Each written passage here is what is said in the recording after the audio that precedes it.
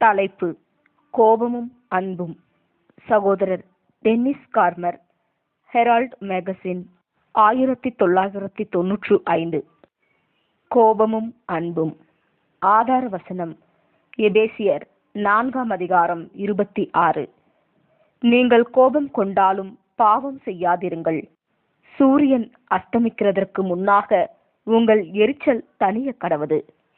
அகராதியின்படி கோபமானது அதிருப்தி அல்லது வெறுப்பை வெளிப்படுத்தும் கடுமையான ஓர் உணர்ச்சி என வரையறுக்கப்படுகிறது. இது ஆக்கப்பூர்வமானதாகவும் இருக்கலாம், அழிவுகரமானதாகவும் இருக்கலாம். சுயத்தை அன்பு கூறுவது, சுய மேட்டிமை அல்லது சுய சித்தம் என்பவைகளால் கோபம் தூண்டப்படும் போது அது அருவருக்கத்தக்க கோபமாக மாறுகிறது.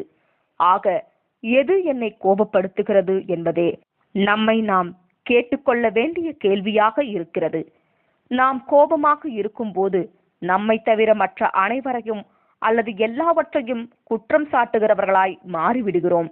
அவள் இப்படி சொல்லாமல் இருந்திருந்தால் நான் கோபப்பட்டிருக்க மாட்டேன், அல்லது அவர் வேறொருவருக்கு கவனம் கொடுக்காமல் எனக்கு அதிக கவனம் கொடுத்திருந்ததால் நான் கோபப்பட வேண்டியதில்லையே என்பது போன்று நாம் அடிக்கடி கூறுவோம். ஆம், நம்மை சுற்றியுள்ள வெளிப்புற விஷயங்கள் நம்மை பாதிக்கின்றன என்பதில் எந்த சந்தேகமும் இல்லை. இருப்பினும் அவை நம்முடைய கோபத்திற்கான ஆதாரமாக, காரணமாக இருப்பதில்லை. இன்று உலகில் நம் ஒவ்வொருவருக்குள்ளும் இருக்கும் உள்ளார்ந்த பாவமே கோபத்திற்கான ஆதாரமாக இருக்கின்றது. அதாவது, நமது சுயநலத்தை, நம்மை பற்றிய மனமேட்டிமையான சிந்தையை, வாழ்க்கையில் நமது நிலையை உயர்த்தி பிடிப்பதற்கான நமது சொந்த வாஞ்சைகளே கோபத்திற்கு ஆதாரமாக மாறுகின்றது. நியாயமில்லாத வாழ்க்கை என்று நான் அடிக்கடி நொந்து கொள்ளுவதுண்டு. எனக்கு மட்டும் ஏன் பதவி உயர்வு கிடைக்கவில்லை? அதை பெற்றுக்கொண்ட நபரை போலத்தான் நானும் நன்றாக வேலை செய்தேன். சொல்லப்போனால் நான் அவரை காட்டிலும் இன்னும் கடுமையாகவே வேலை செய்கிறேன். இருப்பினும் எனக்கு பதவி உயர்வு கிடைக்கவில்லை, அல்லது நான் மட்டும் ஏன் அடிக்கடி நோய்வாய்ப்படுகிறேன் என்பது போன்று நாம் எண்ணி இருப்போம். சில சமயங்களில் நோய்வாய்ப்பட்டே களைத்து போயிருப்போம். இந்த மனப்பான்மை நமக்குள் கோபத்தையும் வெறுப்பையும் உண்டாக்க செய்து விடுகின்றது. சில சமயங்களில் நமக்கு சந்தோஷப்படுகிறவர்களுடனே சந்தோஷப்படுவது என்பது மிகவும் கடினமான காரியமாக இருக்கின்றது. உதாரணத்திற்கு, மற்றொருவருக்கு அவர்களின் வாழ்க்கையில் ஏதாவது நல்லது நடந்திருக்கும். அதே சமயம் நாமோ மிகவும் கசப்பான ஏமாற்றம் ஒன்றை சந்தித்திருப்போம்.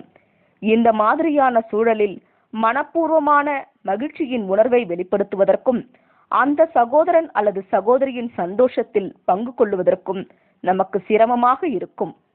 நான் சிறுவனாக இருந்த போதும் வளரும் போதும் வாழ்க்கை மிகவும் கடினமான ஒன்று என நினைத்தேன். நான் பெரியவனான போதோ வாழ்க்கை இப்படி கடினமாக இருப்பதற்கு ஒரு காரணம் இருப்பதாக நான் உணர்ந்தேன். நாம் ஒரு சாபத்தின் கீழாக வாழ்கிறோம். அது இன்னும் வாழ்க்கையை கடினமான ஒன்றாக்குகிறது. ஒருவேளை இது எளிதாக இருந்தால் யார் வேண்டுமானாலும் செய்யலாம். ஆக, தேவனுடைய சித்தத்திற்கு நம்மை முழுவதுமாக அடிபணிய செய்யும் போதுதான் பாரம் குறைகின்றது. காரியங்களை சுமக்கவும் எளிதாக தோன்றுகிறது. பெரும்பாலும் நமக்குள் இருக்கும் ஏதோ ஒரு பிரச்சனையினால்தான் கோபம் ஏற்படுகிறது. நாம் விரும்புவதை நாம் விரும்பும் வேளையில் பெற தவறும் போது கோபம் அங்கே பளிச்சிடுகிறது.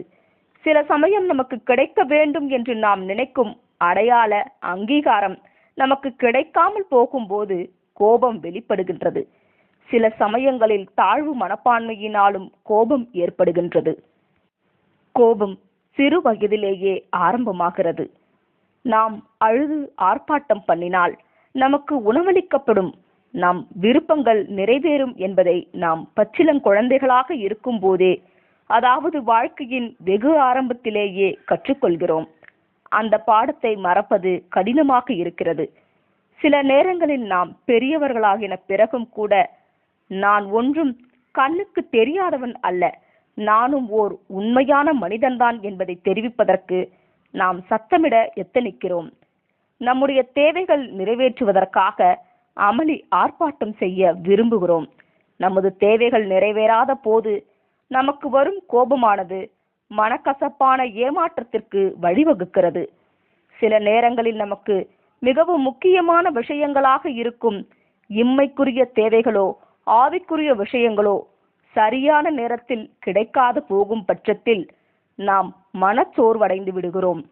பின்னர் இந்த ஏமாற்றங்கள் எத்தனை காலத்திற்கு தொடருமோ அல்லது ஒரு காலம் அவை எனக்கு கிடைக்காதோ என்று நாம் பயப்பட ஆரம்பிக்கிறோம். இந்த பயமானது தேவனை நம்புவதற்கு பதிலாக தன்னையோ அல்லது மற்ற மனிதர்களையோ நம்ப முயற்சிப்பதால் வரும் வினையாகும்.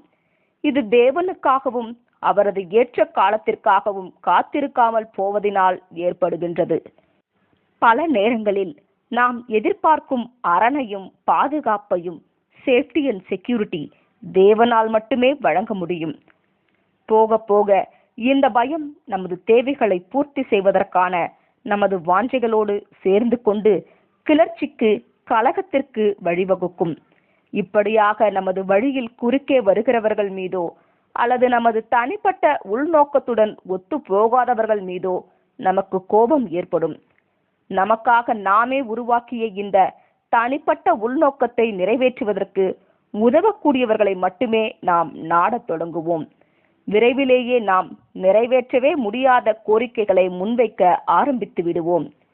இந்த கோபத்திற்கு அடித்தளமாக இருந்த பயத்தை விடவும் இந்த கோபம் நம்மை குறைவாகவே காயப்படுத்துகின்றபடியினால் நாம் அதை அருவருத்தாலும் கூட தொடர்ந்து அந்த கோபத்தை பிடித்து கொண்டிருப்போம்.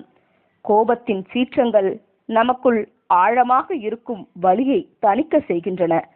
ஆகவே ஒரு பொய் பிம்பத்தில் நம் சொந்த சூழ்நிலைகளை நாம் கட்டுப்படுத்த வல்லவர்களாயிருக்கிறோம் என்ற பாதுகாப்பு உணர்வை இந்த கோபம் நமக்கு தருவதாய் உணர்கிறோம். கோபத்தை தவறாக கையாளும் 3 வழிகள் எனும் தலைப்பின் கீழ் காணலாம். முதலாவது, விரைவாக அல்லது மேலோட்டமாக ஒப்புக்கொள்வது, குயிக் ஆர் ஷாலோ கன்ஃபெஷன். இதில் நாம் என்ன செய்வோம் என்றால் பழியை ஏற்றுக்கொள்ளுவோம், ஆனால் பிரச்சனையை கண்டு கொள்ளாமல் புதைத்துவிடவே முயற்சிப்போம். அதாவது கெட்ட கோபத்திற்கு உண்மையாக வருந்தாமல் கடந்து போக முற்படுவோம். அல்லது சூழ்நிலையையும் ஏன் முதலில் கோபமடைந்தோம் என்பதையும் ஆராய்ந்து பார்த்து நமக்குள் இருக்கும் கெட்ட உணர்வுகளை சரி செய்ய முயற்சிக்க மாட்டோம். அதற்கு நாம் இது என் சுபாவம், என்னால் ஒன்றும் செய்ய முடியாது என்று கூறிவிடுவோம். 2, கோபத்தை தவறாக கையாளும் 2வது வழி அடக்கி வைப்பது அல்லது ஒன்றும் பிரச்சனை இல்லை, எல்லாவற்றையும் மன்னித்தாயிற்று என்று கூறி கோபம் இல்லாதது போல் காட்டிக்கொள்வதாகும். ஆனால் உண்மையில் அவ்வாறு இல்லாமல் உள்ளுக்குள் கோபத்தை பெற்றிருப்பது, கோபத்தை இப்படியே அடக்கி அமுக்கி வைத்துக் கொண்டே இருந்தால் அது பின்னாளில் மன அழுத்தத்திற்கு வழிவகுத்துவிடும் என்று சொல்கிறார்கள். நம்முடைய கோபத்தை அடக்கி அதை நமக்குள்ளாக உட்புகுத்துவதன் விளைவாக மன அழுத்தம் ஏற்படும். Depression can be defined as anger turned inwards. கோபத்தை உள்ளே அடைத்து வைக்கிறோம், ஆனால் அது அங்கே புளித்து போய் கெட்டு போக ஆரம்பித்து நமது இருதயத்தையே சீரழிய செய்து விடுகின்றது. சிறிது காலம் கழித்து நாம் கோபம் என்ற உணர்ச்சியே உணர மாட்டோம். இதற்காக நாம் ஒரு பெரிய விலை கொடுக்க வேண்டியிருக்கும். இதன் விளைவாக கோபம் என்னும் உணர்வை இழப்பதோடு கூட சந்தோஷம் என்னும் உணர்வையும் இழந்து விடுவோம். இப்படியாக நீங்கள் எல்லா உணர்ச்சிகளையும் உள்ளுக்குள் அடக்கி வைத்து ஒரு சமயத்தில் நீங்கள் வலியோ மகிழ்ச்சியோ என எதையும் உணராமல் போய்விடுவீர். 3, கோபத்தை தவறாக கையாளும் 3வது வழி வெடித்து சிதறுவது.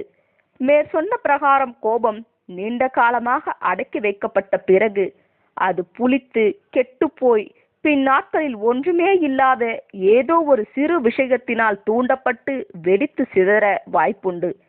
இந்த வெளிப்பாடுகள் ஒருபோதும் ஆக்கப்பூர்வமான கோபமாக இருக்காது, மாறாக எப்போதும் அழிவுகரமானவையாகும். கோபத்தை நாம் எதற்கு மற்றும் எப்படி பயன்படுத்துகிறோம் எனும் தலைப்பின் கீழ் காணலாம். சுய பிம்பத்தை தற்காத்துக் கொள்வதற்காக கோபத்தை பயன்படுத்துகிறோம். A means of self-protection. Saul ராஜாவிடம் அவருடைய ராஜ்யம் அவரிடமிருந்து பிடுங்கப்பட்டு தாவீதுக்கு கொடுக்கப்படும் என்று அவருக்கு சொல்லப்பட்ட போது அவர் தன்னுடைய சுய பிம்பத்தை தற்காத்துக் கொள்ள கோபத்தை பயன்படுத்தினார். சவுல் தன் தவறான வழியில் இருந்து மனம் திரும்புவதற்கு பதிலாக, தன்னை மேம்படுத்திக் கொள்வதற்கான வழியை கண்டுபிடிப்பதற்கு பதிலாக தாவீதை கொல்ல திட்டம் தீட்டினார். அவர் தனது அரச பதவியை பாதுகாக்க முயன்றார். அவர் தனது சுய பிம்பத்தையும் தன்னை பற்றின மற்றவர்களுடைய பிம்பத்தையும் பாதுகாக்க முயன்றார். யோனா இன்னொரு உதாரணமாவார். அவர் தனது சொந்த கருத்தை உயர்த்தி பிடிப்பதற்காக தன்னை தாழ்த்தி கொள்ளாமல் மிகவும் கோபமடைந்தார். தேவன் யோனாவிடம் நினிவேயை தண்டியாமல் தப்பவிட்டு அதை அழிக்க மாட்டேன் என்று சொன்னபோது, தான் நினிவேவுக்கு அனுப்பப்பட்டதன் நோக்கமே அவர்கள் மனம் திரும்ப வேண்டும் என்பதற்காகத்தான் என்பதை மறந்த யோனா கோபமடைந்தார். மக்கள் என்னை நம்ப மாட்டார்கள் என்பதே அவரது எதிர்வினையாக, ரியாக்ஷனாக இருந்தது. கோபத்திற்கு இடம் கொடுப்பவர்கள் பெரும்பாலும் தேவன் எந்த நோக்கத்திற்காக அவர்களுக்கு அனுபவங்களை அனுமதிக்கின்றாரோ அந்த உண்மையான நோக்கத்தையே இழந்து விடுகிறார்கள். 2. பெரும்பாலும் நாம் இன்னொருவர் மீது பழி போட முற்படுவதன் மூலமாக நமது கோபத்தை கையாள முயற்சிக்கிறோம். தாவீதை அழிப்பதற்கான சவுலின் திட்டம் தோல்வியுற்ற போது அவர் யோனத்தானை நோக்கி, அடிபணிய மறுத்த கலகக்கார பெண்ணின் குமாரன் நீ, 1 சாமுவேல் 20:30 என்று கூறினார். தாவீதை கொன்று தனது ராஜ்யபாரத்தை காப்பாற்றும் தனது திட்டம் தோல்வியடைந்ததால் சவுல் கோபமடைந்தார். அதற்கு தன்னுடைய சொந்த குமாரன் மீது பழி சுமத்தினார். யோனத்தான் தனது சொந்த குமாரனாகவும் இருக்கிறார். அவர் மேல் தனக்கும் பொறுப்புள்ளதை ஏற்க மறுத்த அவர், நீ இப்படி இருப்பது என் தவறு அல்ல, அது உன் தாயின் தவறு என்று தன் மனைவியின் மீது பழி சுமத்தினார். கோபத்தின் போது நாமும் அடிக்கடி நம்மை தவிர மற்றவர்கள் மீதே பழி சுமத்த முயல்கிறோம். 3. கோபத்தை பயன்படுத்தி நம்மை சுற்றிலும் ஒரு தற்காப்பு வளையத்தை உருவாக்குகிறோம். நாம் அதை முள்ளம்பன்றி விளைவு, தி ப்ராக்குபைன் எஃபெக்ட் என்று அழைக்கலாம். தன்னை எதிரிகள் காக்க வரும்போது முள்ளம்பன்றி ஒரு பந்து போல சுருண்டு கொண்டு பாதுகாப்பிற்காக தன்னிடம் உள்ள முட்களை வெளியே நீட்டி காண்பிக்கும்.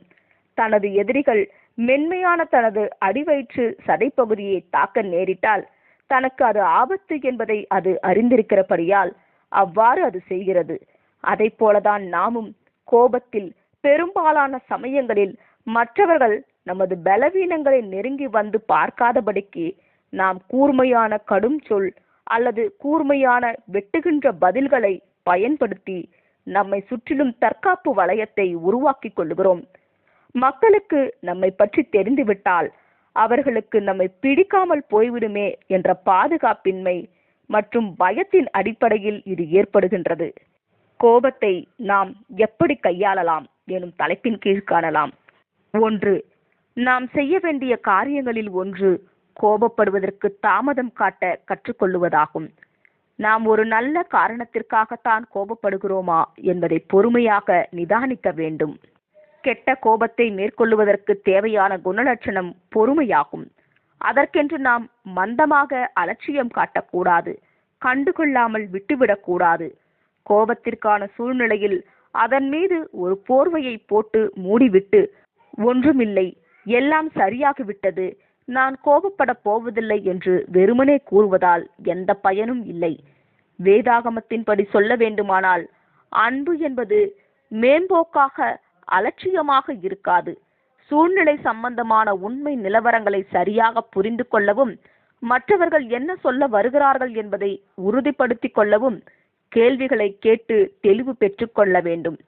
அதற்கு பிற்பாடு சத்தியம் அல்லது நீதி சம்பந்தமான ஒரு கொள்கை சம்பந்தப்படவில்லை என்றால் சந்தேகத்தின் அனுகூலத்தை, பெனிஃபிட் ஆஃப் தி டவுட், எதிர்த்தரப்பினருக்கு நாம் அருள வேண்டும். அன்பே அடிநாதமாக இருக்க வேண்டும். 2. நாம் செய்யக்கூடிய இரண்டாவது விஷயம் கோபம் வரும்போது சிந்தனையை மாற்றிக்கொள்வதாகும். சேஞ்ச் அவர் திங்கிங். நம்மால் நமது உணர்வுகளை மாற்ற முடியாது, ஆனால் நமது எண்ணத்தை மாற்ற முடியும். கோபப்படுவதற்கு பதிலாக நமது சிந்தனையை வேறொரு திசையில் நோக்கி பயணிக்க செய்யலாம். அதாவது, இப்போது எது என்னை கோபப்பட வைக்கின்றது என்பதை நமக்குள்ளாக நிதானித்து பார்க்க முயற்சி செய்யலாம். இந்த புதிய சிந்தனை முறை நமது கோபத்தை நல்வழியில் கட்டுப்படுத்த உதவிடும். 3. இவ்வுலக காரியங்கள் அனைத்துமே அனித்தியமானவை, டெம்பரவரி மட்டுமே என்பதை நமது மனதில் ஆழ பதிய வைப்பது அடுத்த வழியாகும். கிறிஸ்துவால் சிலுவையை சுமந்து சென்று அதிலேயே அறையப்பட முடிந்தது. ஏனென்றால் அது ஒரு தற்காலிக நிலை மட்டுமே என்பதை அவர் உணர்ந்திருந்தார். நமக்கு வரும் திட்டுகள், பழிகள், குட்டுகள், ஏமாற்றங்கள் என எல்லாமே தற்காலிகமானவை, அனித்தியமானவை. பொறுமையாக கடந்து செல்லுவோமாக. கோபம் கொண்டாலும் பாவம் செய்யாதிருங்கள் எனும் தலைப்பின் கீழ் காணலாம். நீங்கள் கோபம் கொண்டாலும் பாவம் செய்யாதிருங்கள். சூரியன் அஸ்தமிக்கிறதற்கு முன்னாக உங்கள் எரிச்சல் தணிய கடவது. பிசாசுக்கு இடம் கொடாமலும் இருங்கள். எபேசியர் 4:26-27 வசனங்கள். நாம் கேட்கிறதற்கு தீவிரமாயும், பேசுகிறதற்கு பொறுமையாயும், கோபிக்கிறதற்கு தாமதமாயும் இருக்க கற்றுக்கொள்ள வேண்டும். யாக்கோபு 1:19 வசனம். தேவன் நமக்கு 2 காதுகளையும் 1 வாயையும் கொடுத்ததற்கு ஒரு காரணம் இருக்கிறது. ஆனால் நாமோ பெரும்பாலும் பிறர் சொல்வதை செவி கொடுத்து கேட்பதில்லை. பொறுமையில்லாமல் விரைவாக பேசிவிடுகிறோம். அதிலும் கோபப்படுவதற்கோ முன்வரிசையில் வெகு ஆயத்தமாக நிற்கிறோம். எபேசியருக்கு எழுதின நிருபத்தில் நாம் கோபப்படலாம் என்று கூறப்படுகிறது. கோபம் எனும் ஓர் உணர்ச்சியை தனியே பார்த்தால் அது சரியோ தவறோ அல்ல, ஆக்கப்பூர்வமானதோ அல்லது அழிவுகரமானதோ அல்ல. அதற்கு பின்னுள்ள உள்நோக்கமே அதன் தன்மையை நன்மை என்றோ தீமை என்றோ மாற்றுகிறது. அப்படி கோபம் தவறு என்று கூறிவிட்டால் தேவன் பாவம் செய்தார் என்றாகிவிடும். ஆனால் அதற்கு வாய்ப்பே இல்லையே. தேவன் கோபமடைந்தார் என்று நாம் வேதாகமத்தில் பல இடங்களில் வாசிக்கிறோம். இயேசுவும் கூட பரிசேயர்களிடம் கோபத்தை காட்டினார். ஆக கோபப்படுவது தவறல்ல, அதற்கு பின் உள்ள உள்நோக்கமே காரியமாகும். நமக்கோ பிறருக்கோ தீங்கு விளைவிக்கும் கோபம் ஒரு காலும் சரியான கோபம் அன்று. ஒரு கெட்ட அல்லது மோசமான வார்த்தை பேசப்படும் போது அதனை அலட்சியத்துடன் கேட்கும் அல்லது களிப்புடன் சிரிக்கும் ஆவியை காட்டிலும் அதன் மேல் வெறுப்புடன் கோபம் கொள்ளும் ஆவி எவ்வளவோ மேல். நம் கோபம் அன்பினால் தூண்டப்பட்டால் அது மிகவும் சிறப்பாக இருக்கும். நம் கோபம் அன்பினால் தூண்டப்பட்டு அன்பினால் கட்டுப்படுத்தப்படவும் வேண்டும். அன்பு கோபத்தை தூண்டினாலும் அன்பு அதனை கட்டுப்படுத்தும் சக்தியாக இல்லாவிட்டால் கோபம் கட்டுப்பாட்டை இழந்து மோசமான விளைவுகளை உண்டு பண்ணிவிடும். எபேசியரில் காணப்படும் நமது ஆதார வசனம் நமக்கு சொல்லும் 2வது விஷயம் பாவம் செய்யாதிருங்கள் ஆகும். கோபத்தை கட்டுப்படுத்தாமல் விட்டுவிடுவதன் மூலமாக நாம் பாவம் செய்வதற்கு ஏது உண்டாகிறது. அதனைத் தொடர்ந்து சூரியன் அஸ்தமிக்கிறதற்கு முன்னாக உங்கள் எரிச்சல் தணிய கடவது என்று பரிசுத்த பவுல் கூறுகிறார். வேறு வார்த்தைகளில் கூறுவதானால் நாம் கோபத்தை அடக்கி பூட்டி பாதுகாத்து வைக்கக்கூடாது. நாம் மனம் திரும்பி விரைவாக கோபத்தையும் அதன் காரணத்தையும் நன்கு ஆராய்ந்து பார்த்து விஷயத்தை சரி செய்து விட வேண்டும். அதனை குடியிருக்க செய்யக்கூடாது. இறுதியாக பவுல் பிசாசுக்கு இடம் கொடாமலும் இருங்கள் என்று முடிக்கிறார். ஏற்கனவே பார்த்தபடி கோபத்தோடு கொப்பளிக்கும் உணர்ச்சிகளை உள்ளுக்குள் அடக்கி பூட்டி வைத்து போக போக இருதயத்தை கெட்டுப்போக செய்யும் நிலைக்கு சென்றிட நாம் பிசாசுக்கு இடம் கொடுத்தால் பின்னர் அவன் நம்மை நம்முடைய ஜெப வாழ்க்கைக்கு தடை உண்டு பண்ணி உணர்ச்சியற்றவர்களாக மாறும் நிலைக்கு தள்ளி கொண்டு போய்விடுவான். முடிவுரை: உங்கள் குழந்தைகளுக்கு ஒருபோதும் கோபப்பட வேண்டாம் என்று கற்றுக் கொடுக்காதீர். மாறாக கோபம் கொண்டாலும் பாவம் செய்யாதிருப்பது எப்படி என்பதை குறித்து அவர்களுக்கு கற்றுக் கொடுங்கள். தேவன்தாமே இந்த வார்த்தைகளை ஆசீர்வதிப்பாராக. ஆமேன். பின் குறிப்பு: கோபம் எனும் உணர்ச்சி தனியே சரியோ தவறோ அல்ல. தேவனும் கர்த்தரும் நீதியின் நிமித்தமாகவும் அன்பினால் தூண்டப்பட்டும் கோபம் அடைந்துள்ளனர். இப்படி இருக்கும்போது உங்கள் குழந்தைகள் எளிதில் கோபப்படும் போது அவர்களை வசைபாடி அவர்களை மனதளவில் பாதிப்படைய செய்யாமல் பெற்றோராய் நாம் நமது பிள்ளைகளை கோபம் கொண்டாலும் பாவம் செய்யாதிருப்பது எப்படி என்று அன்போடு எடுத்து கூறி வழிநடத்திடுவோமாக. வாசகரின் பயன்பாட்டிற்காக கோபம் சம்பந்தப்பட்ட சில வேத வசனங்களுக்கான சகோதரர் ரசல் அவர்களின் விளக்கங்களை இங்கே பதிவிடுகிறோம். EBC எபேசியர் 4:26 நீங்கள் கோபம் கொண்டாலும் பாவம் செய்யாதிருங்கள். சூரியன் அஸ்தமிக்கிறதற்கு முன்னாக உங்கள் எரிச்சல் தணிய கடவது. எபேசியர் 4:26 நீங்கள் கோபம் கொண்டாலும் தவறானவைகளுக்கு எதிராக தேவன் போன்ற ஓர் அதிருப்தியும் எதிர்ப்பும் கொண்டிருப்பது. சத்தியத்தின் மீதான அன்பும் தேவன் மீதான அன்பும் தவறுகளால் வஞ்சிக்கப்படும் ஜனங்களுக்கான அன்பும் கோபத்திற்கான காரணமாக இருக்க முடியும். ஒரு பரிபூரண மனிதன் நீதியின் நிமித்தமாகவோ அநீதியின் நிமித்தமாகவோ கோபமாக இருக்கலாம். ஆனால் அவன் தனது கோபத்தை பகுத்தறிவு, நீதி, அன்பு என்பவைகளால் கட்டுப்படுத்த முடியும். மேலான உள்ளுணர்ச்சிகளினால் தூண்டப்படும் கோபமானது உன்னதமானதும் மனுஷனுக்கேற்றதுமாயும் இருக்கிறது. நீதியின் கொள்கைகள் சீரழிவதை நாம் காணும் போது, வாயில்லா ஜீவனுக்கு அதீத அநீதி இழைக்கப்படும் போது, உண்மையான தேவ பிள்ளைகள் அநீதியையும் தவறையும் கோபத்துடனும் கடிந்து கொள்ளுதலுடனும் எதிர்கொள்ள வேண்டும். கோபம் எனும் குணத்தை தனியாக பிரித்து பார்த்தால் அது பாவமாக இருப்பதில்லை. சாத்தானுடைய கட்டுப்பாட்டின் கீழிருக்கும் தற்போதைய யுகத்தில் நியாயமான காரணத்திற்காக நீதியாக கோபம் கொள்ளாமல் யாராலும் வாழ முடியாது. ஒரு நிரபராதி அநியாயமாக பாதிக்கப்பட்டு அந்த விஷயத்தை குறித்து முழுமையாக நமக்கு தெரிய வரும் பட்சத்தில் அப்போது கோபத்தை வெளிப்படுத்துவது நமது கடமையாக இருக்கக்கூடும். ஆனால் இம்மாதிரியான சந்தர்ப்பங்கள் மிகவும் அரிதாகவே இருக்கும். பூர்வ காலத்து தீர்க்கதரிசிகள் தேவ நாமம் தூஷிக்கப்படுவதை கேட்டபோது கோபம் கொள்ளலாயினர். அப்போஸ்தலர் 13:9-10 அப்போஸ்தலர் பவுல் இருந்தது போல பரிசுத்த ஆவியால் நிரப்பப்பட்டிருந்த போதிலும் இவ்வாறு கோபம் அடைவதற்கு சாத்தியம் இருக்கின்றது. எபேசியர் 4:26 பாவம் செய்யாதிருங்கள். கோபம் அன்பினால் தூண்டப்பட்டு அன்பினாலேயே கட்டுப்பாட்டிற்குள் வைக்க வேண்டும். உங்கள் குழந்தைகளுக்கு ஒருபோதும் கோபப்பட வேண்டாம் என்று கற்றுக் கொடுக்காதீர். மாறாக கோபம் கொண்டாலும் பாவம் செய்யாதிருப்பது எப்படி என்பதை குறித்து அவர்களுக்கு கற்றுக் கொடுங்கள். கோபத்தின் நிமித்தமாக பாவம் செய்வதற்கு உங்களை நீங்களே அனுமதிக்காதீர். கோபத்தின் உச்சத்திற்கே செல்வதில்தான் ஆபத்து உள்ளது.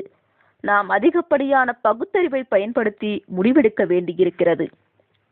சூரியன் அஸ்தமிக்கிறதற்கு முன்னாக நமக்கு என்ன ஆத்திரம் வேண்டுமானாலும் இருந்துவிட்டு போகட்டும், விரைவாக நாம் அந்த விவகாரத்தை தீர்த்து கொள்ளுகிறோமா என்பதே முக்கியம்.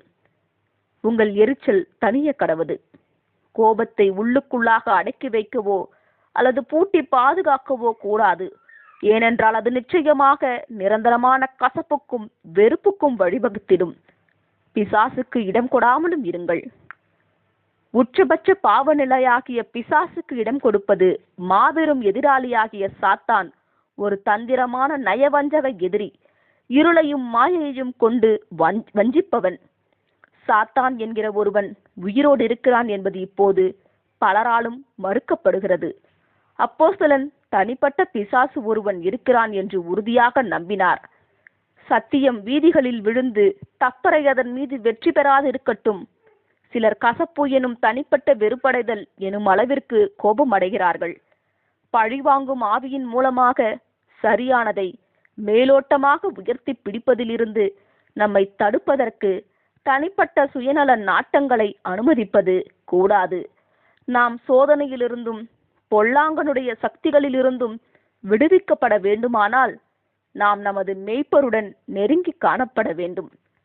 யாக்கோப்பு 1:19 ஆகையால் என் பிரியமான சகோதரரே, யாவரும் கேட்கிறதற்கு தீவிரமாயும் பேசுகிறதற்கு பொறுமையாயும் கோபிக்கிறதற்கு தாமதமாயும் இருக்க கடவீர்கள். யாவரும் பேசுகிறதற்கு பொறுமையாயும். ஒரு சிலர் மாத்திரமல்லாமல் எல்லோருமே அமெரிக்கையின் அமைதியின் பாடத்தையும் கேட்டு உள்வாங்குவது எப்படி என்பதையும் அதிகம் பேசுவதற்கு முன்பாக தேவனால் போதிக்கப்பட்டிருப்பது குறித்த பாடத்தையும் கற்றுக்கொள்ள வேண்டியிருக்கிறது. கர்த்தரிடமிருந்து வழிநடத்துதலை பெற்றுக்கொள்வதற்கு முன்னதாகவே மிகவும் முந்திக்கொண்டு போதிப்பதற்கு தங்களை முன்னிறுத்திக் கொள்ளுபவர்கள் தாங்கள் என்ன சொல்லுகிறோம் என்பதை அறியாமல் இருப்பார்கள். நமது திட்டங்கள், ஏற்பாடுகள் என அனைத்தையும் உளரவோ நமக்கு தெரிந்த அனைத்தையும் கக்கவோ மிகவும் முனைப்புடன் இருக்கக்கூடாது. கோபிக்கிறதற்கு தாமதமாயும். கிரேக்கம் பாஷையில் ஓரேக் கோபம். தேவன் தமது கோபத்தை குறித்து தெரியப்படுத்தி அதற்கான நியாயத்தையும் சுட்டிக்காட்டுகின்றார். ஆனால் அதே சமயம் நமது விழுகையின் காரணமாக நாம் நியாய தீர்ப்பில் நிதானிப்பில் தவறுகிறவர்களாய் இருக்கின்றபடியினால் கோபத்தை குறித்து ஜாக்கிரதையாக இருக்குமாறு அவர் நமக்கு அறிவுறுத்துகின்றார். எபேசியர் 4:31 சகலவிதமான கசப்பும் கோபமும் மூர்க்கமும் கூக்குரலும் தூஷணமும் மற்றெந்த துர்குணமும் உங்களை விட்டு நீங்க கடவது. சகலவிதமான கசப்பும் ஆவியின் இனிமைக்கு எதிரானது. துர்குணத்துடன் மிகவும் நெருங்கிய தொடர்பு உடைய மன வெறுப்பினை இருதயத்தில் பிரவேசிக்க அனுமதித்தால் அது புதிய சிருஷ்டியை மீட்டெடுக்கவே முடியாத முழுமையான அழிவுக்கு வித்திட அதிக வாய்ப்புள்ளது. அப்போஸ்தலன் மிக மோசமான பண்புகளில் ஒன்றினை முதலாவதாக குறிப்பிடுவது போல் தெரிகிறது. கசப்புத்தன்மையானது அடிக்கடி உப்பு நீரால் அடையாளப்படுத்தப்படுகின்றது. சுத்தமான நீரால் அல்லாமல் மாறாக காரத்தன்மையான குடிக்க ஏற்றதல்லாத நீரால் அடையாளப்படுத்தப்படுகிறது. கசப்பான ஆவி மனதில் இடம் பிடித்தவுடன் அடுத்தவரின் அனைத்து தவறுகளும் பெரிதாகவும் மிகைப்படுத்தப்பட்டும் அவருடைய நல்ல குணங்கள் யாவும் சிறியதாகவும் தெரிய துவங்கும். யாதொரு கசப்பான வேர் முளைத்தெழும்பி கலகம் உண்டாக்குகிறதினால் அநேகர் தீட்டுப்படாதபடிக்கும் இது தீய செயல்களுக்கு வழிவகுக்கிறது. கசப்பின் ஆபத்தான வேர் வளருவதற்கு நாம் அனுமதிக்க கூடாது. கர்த்தருக்கு இத்தகைய சுபாவம் உள்ளவரிடம் அன்பு கூறுவது எவ்வளவு ஆகாத காரியமாக இருக்கும் அல்லவா? எபேசியர் 4:31 சீற்றம். ஆழ்ந்த உறுதியான மற்றும் நீடித்த கோபம், சீற்றமுள்ள பழிவாங்கும் உணர்வு, யாவரும் கேட்கிறதற்கு தீவிரமாயும் பேசுகிறதற்கு பொறுமையாயும் கோபிக்கிறதற்கு தாமதமாயும் இருக்க கடவர்கள். தேவனுடைய கோபம் எப்போதுமே சரியான வகையினாலான கோபமாக இருக்கிறது. அவர் நாள்தோறும் பாவியின் மேல் சினம் கொள்ளுகிற தேவன். 7 சங்கீதம் 11 எபேசியர் 4:31 வரும் கோபம் ஒரு வார்த்தையாக சொல்லும் போது சீற்றம் போன்று பலமான வார்த்தையாக இருப்பதில்லை என்பதாக தெரிகிறது. மாம்சீக கோபம் நமது விழுந்து போன நிலைமையின் காரணமாக நாம் நமது நியாயம் தீர்ப்பில் நிதானிப்பில் தவறுகிறவர்களாய் இருக்கின்றபடியினால் கோபத்தை குறித்து எச்சரிக்கையாக இருக்குமாறு தேவன் அறிவுறுத்துகிறார். கசப்பான ஆவி நம்முடைய இருதயத்தில் குடியேறிய பிறகே கோபம் எனும் உணர்வு வருகிறது. மேலும் அது தொடர்ந்து நிலைத்திருந்தால் அது அடுத்தவரை வெறுப்பதற்கு வழிவகுத்திடும். கொஞ்ச அன்பு உள்ளவர்கள் எளிதில் கோபம் கொள்வார்கள். அன்பு எளிதில் சினமடையாது. அன்பு பொறுமையுள்ளது. மேலும் தீங்கு செய்வோருக்கு உதவவே முற்படும். அப்படியானால் நீதியாக கோபப்படுவதற்கு ஒருபோதும் சந்தர்ப்பங்களே இருக்காதா என்றால் அப்படியாக எதுவும் இது அர்த்தப்படுத்தவில்லை எனலாம். மனப்பூர்வமாக அநியாயம் நடப்பிக்கப்படும் போது தேவனே கோபப்படுகிறாரே. தாங்கள் விரும்பாததை மக்கள் வெறுக்கிறார்கள். அவர்கள் அதற்கு அடைக்கலம் அளித்து பேணி பாதுகாக்க கூடாது. ஏனெனில் அது நிரந்தரமான கசப்புக்கும் வெறுப்புக்கும் வழிவகுக்கும் என்பது உறுதி. இயேசு சரியான கோபத்தையே கொண்டிருந்தார். மாய்மாலத்தின் மீதும் வெளிச்சத்திற்கு வேண்டுமென்றே எதிர்ப்பு காட்டியது குறித்தும் நீதியான கோபத்தை வெளிப்படுத்தினார். நம்முடைய நிதானிப்பின் நியாயம் தீர்ப்பின் சமநிலை மிகவும் குறைபாடுடையதாகி இருக்கின்றபடியினால் பொதுவாகவே நாம் மிகவும் அவசரப்பட்டு விடுகிறோம். நமது எண்ணங்கள், வார்த்தைகள் மற்றும் செயல்களில் நாம் கவனக்குறைவாக இருந்தால் நம்மீது நமக்கே கோபம் வர வாய்ப்புள்ளது. ஆனால் ஒருவேளை இருதயமானது சரியாக இருக்குமே ஆனால் நம்மால் நாம் செய்யும் ஒவ்வொரு தவறிலிருந்தும் ஒரு பாடத்தை கற்றுக்கொள்ள முடியும். கோபத்தை தூண்டிவிடும் சூழ்நிலைகளில் கூட மெதுவான பிரதியுத்தரங்களை கூற கற்றுக்கொள்வதென்பது கிறிஸ்துவுக்கும் சரி, உலகத்தாருக்கும் சரி, எல்லோருக்குமே நல்ல கொள்கையாக இருக்கிறது. நாம் கோபப்பட வேண்டிய தவறான மற்றும் அடக்குமுறையின் சூழ்நிலைகள் ஏற்படலாம். அதாவது அந்த நேரத்தில் கோபத்தை காட்டாமல் இருக்கலாம் என சிந்திப்பது தவறாக இருக்கும். அது நாம் தவறுக்கு ஆதரவு தெரிவிக்கிறோம் அல்லது அதை எதிர்ப்பதினால் ஏற்படும் விளைவை எண்ணி செயல்படுவதற்கு பயப்படுகிறோம் என்பதை காட்டிவிடும் என்பது போன்ற சூழ்நிலைகள் ஏற்படலாம். எபேசியர் 4:31 வரும் கூக்குரலும் சச்சரவு, 31 வரும் தூஷணம், மற்றவர்களுக்கு காயம் உண்டு பண்ணும் எதையும் கூறுவது, இது மிகவும் மேம்பட்ட கோபத்தை விட மிகவும் நுட்பமானது, அதிக வஞ்சகமானது, அதிக தீங்கிழைக்கும் காரியமும் ஆகும். அன்பின்மை மற்றும் துர்க்குணத்தின் கனி. நாம் தினந்தோறும் மனிதோறும் நமது எண்ணங்களையும் வார்த்தைகளையும் செயல்களையும் மற்றும் அவைகளுக்கு பின்னாக இருக்கும் நோக்கங்களையும் கவனமாக கண்காணிக்க வேண்டும். தீமையான வார்த்தைகளும் செயல்களும் இருதய நிலை ஏதோ தவறாக இருக்கிறது என்பதையே குறிக்கின்றன. கர்த்தருடைய ஆவியும் அவருடைய வார்த்தையும் தீமை பேசுவதை தடை செய்கின்றன.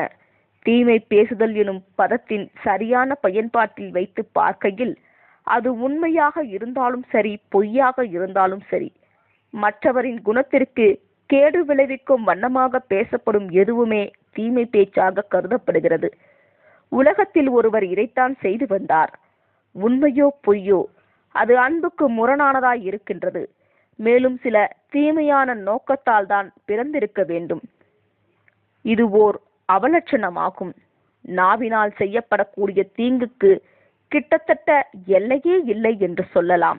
கசப்பான நீரை கக்குவதாகும்.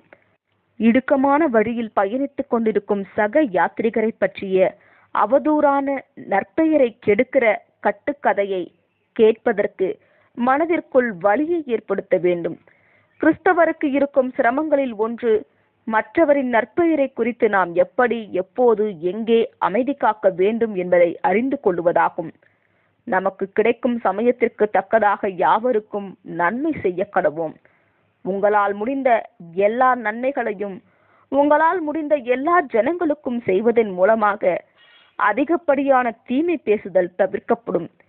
தீமையை காது கொடுத்து கேட்பவர் கர்த்தருடைய பார்வையில் தீமை பேசுபவருக்கு இணையாக குற்றவாளியாக கருதப்படுகிறார். எந்த ஒரு தீய செயலிலும் உதவி செய்வதற்கு எதிராளியானவன் சமீபமாய் இருக்கிறான். 31 வரும் மற்றெந்த துர்க்குணமும் ஆத்திர உணர்வு, பழைய புளிப்பு, துர்க்குண ஆவியானது, கோபம், புறம் பேசுதல், அவதூறு, சீற்றம், பொறாமை, வெறுப்பு மற்றும் சகல விழுந்து போன மாம்சம் மற்றும் பிசாசின் கிரியைகளுடன் தொடர்புடையதாய் இருக்கின்றது. உலகத்தின் ஆவி இது விழுந்து போன மனிதர்களிடையே காணப்படும் பொதுவான தீய மனப்பான்மையின் ஒரு பகுதியாகும். யாரையேனும் காயப்படுத்துவதற்கான மன விருப்பம் மற்றும் அவர்களுக்கு ஏதேனும் தீங்கு ஏற்பட்டால் மகிழ்ச்சி அடையும் மனப்பான்மை. கர்த்தருடைய ஜனங்கள் எதிராளியால் தூண்டப்படுகிற இந்த அனைத்து பலவீனங்களையும் எதிர்த்து போராட வேண்டியவர்களாய் இருக்கிறார்கள். நாம் ஒரு கொள்ளை நோய்க்கு பயப்படுவது போல இவைகளுக்கு பயப்பட வேண்டும். இதனை நம்முடைய இருதயங்களில் உள்ள அன்பின் ஆவியை கொண்டு புறம்பே கழித்து போட முடியும். 10 கட்டளைகளில் கூறப்பட்டுள்ளபடி புதிய சிருஷ்டிகள் பரிசுத்த குலைச்சல், விக்கிரக வழிபாடு, பெற்றோரை அவமதித்தல், கொலை, விபச்சாரம், பொய்சாட்சி, இச்சித்தல், பேராசை, இச்சை ஆகியவற்றுடன் எந்த அனுதாபமும் கொண்டிருப்பதில்லை. யாருடைய இருதயங்கள் இத்திசைகளுக்கு நேராக பயணிக்கின்றனவோ அவர்களிடம் கிறிஸ்துவின் ஆவி இருப்பதில்லை. அப்படிப்பட்டவர்கள் அவருடையவர்களும் அல்ல. 31 வரும் உங்களை விட்டு நீங்க கடவது. விசுவாசம் மற்றும் நடைமுறைப்படுத்துதல் என்பவைகளுக்கான அக்கினி போன்ற சோதனைகள் இப்போது சபையில் அனுமதிக்கப்பட்டு வருகின்றன. ஏனெனில் இவை மாம்சம் மற்றும் பிசாசின் கிரியைகளாக இருக்கின்றன. எதிராளியின் இந்த கனிகள், இந்த தீய குணங்கள் உங்களை விட்டு நீங்க கடவது. அதனால் நாம் தேவனுடைய ராஜ்யத்தை சுதந்திரித்துக் கொள்ளலாம் என்பதற்காக, அதனால் புதிய சிருஷ்டி ஜெயம் கொண்டவராய் இருக்கலாம் என்பதற்காக, மரித்ததாக கருதப்படுகிற மாம்சத்தின் இந்த கிரியைகளை மரிக்க செய்வதற்காக இவைகள் உங்களை விட்டு நீங்க கடவது. நாம் ஒவ்வொருவருமே நம்மை நாமே வழி வழியாய் கண்காணித்து காத்து கொள்ள வேண்டும். அதோடு உதவிக்காக கர்த்தரையே நோக்கி இருக்க வேண்டும். கர்த்தருடைய வார்த்தையால் நம்முடைய இருதயத்தையும் சிந்தையையும் நிரப்பிக் கொள்ள வேண்டும். தேவனுக்கு பிரியமான குணலட்சணத்தை வளர்த்தி கொண்டிருக்கும் அனைவரும் எல்லா அசுத்தங்களையும் புறம்பாக்கி போட வேண்டும். தவறாக இருக்கின்ற எதையும் நம்முடைய புதிய சிந்தையை கொண்டு எதிர்கொள்ள வேண்டும். ஆவியினால் ஜெனிப்பிக்கப்பட்ட போது மரித்து விட்டதாக கருதப்பட்ட சாவுக்கேதுவான சரீரத்தின் எல்லா பலவீனங்களையும் கீழ்ப்படிய செய்வதற்கு அனுதினமும் நாட வேண்டும். இந்த கன்னிகளுக்கு நேராய் தூண்டிவிடும் மாபெரும் எதிராளியின் நுட்பமான தாக்கங்களில் நாம் சிக்கிக்கொள்ளாதபடிக்கு எச்சரிக்கையாக இருப்போமாக. எபேசியர் 4:31 வரும் உங்களை விட்டு நீங்க கடவது எனும் வார்த்தை ஒவ்வொரு இரக்கமற்ற, தயாளமற்ற, கடினமான வார்த்தைகளோ செயல்களோ அவருடைய ஆவியினால் ஜெனிப்பிக்கப்பட்ட கர்த்தருடைய ஜனங்கள் என்று நம்மை அறிக்கை செய்வதற்கு எதிராக சாட்சியாக இருக்கின்றது. இந்த தீய மனப்பான்மைக்கு எதிரான போராட்டத்தை நாம் வென்றாக வேண்டும். ஜெபத்தில் கர்த்தரிடம் செல்லுங்கள். கிறிஸ்துவுக்குள்ளான புதிய சிருஷ்டிகள் மாம்சத்தை சிலுவையில் அறைந்து பழைய சிருஷ்டியை பரிசுத்த சித்தத்தினுடைய கட்டுப்பாட்டின் கீழாக கொண்டு வருவதற்கு கடமைப்பட்டிருக்கிறார்கள். தாளாரமில்லாத மனப்பான்மை வேண்டாம். ஒருவேளை அப்படிப்பட்ட எண்ணம் ஊடுருவினால் எப்படி எந்த ஒரு தொற்றக்கூடிய நோயையும் நாம் எதிர்ப்போமோ அதுபோல அதையும் நாம் உடனடியாக விரட்டி அடிக்க வேண்டும். இத்தகைய உணர்வுகளின் முதல் அறிகுறியை கூர்ந்து கவனித்து சரியாக கையாண்டால் மாத்திரமே இவை அகற்றப்படும். தங்களை தாங்களே சிக்ஷித்து ஒழுங்குபடுத்திக் கொள்ளுபவர்களுக்கு ஒரு விசேஷித்த ஆசீர்வாதம் கிடைக்கும். நம்முடைய இருதயங்களை விழிப்புடன் கவனித்துக் கொள்ள வேண்டும். நமக்கு காலம் குறைவு. அதில் நமது குணலட்சண வளர்ச்சி எனும் வேலையை செய்து முடிக்க வேண்டியிருக்கிறது. கர்த்தருடைய ஜனங்களும் புதிய சிருஷ்டியுமாகிய உங்களை விட்டு நீங்க கடவது. தேவனுடைய ஸ்தானாதிபதிகள் என்று கூறிக்கொள்ளும் கர்த்தருடைய பிள்ளைகளிடமிருந்து வெகு தொலைவில் இவை இருக்க வேண்டும். ஆமேன். இத்துடன் கோபமும் அன்பும் எனும் பாடம் முடிவுற்றது. ஆமேன்.